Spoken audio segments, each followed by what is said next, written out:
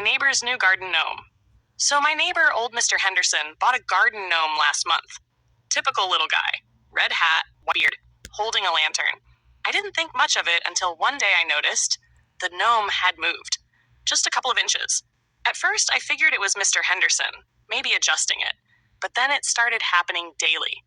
Every morning, like clockwork, the gnome would be in a slightly different position, facing a different direction.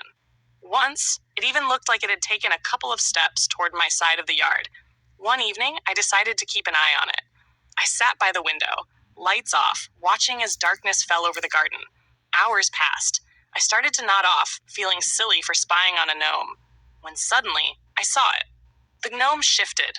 Not a subtle tilt, but a deliberate step forward. I froze, heart pounding. It took another step, and another. Then its head turned, and it looked right at me.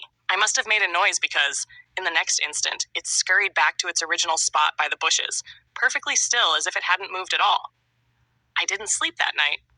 In the morning, I saw Mr. Henderson out watering his plants. I walked over, trying to play it cool. "Hey, nice gnome you've got there," I said. He chuckled. "Oh, that old thing? Got him at a garage sale last month. He's lively, isn't he?" He winked. I laughed nervously, but his eyes looked deadly serious.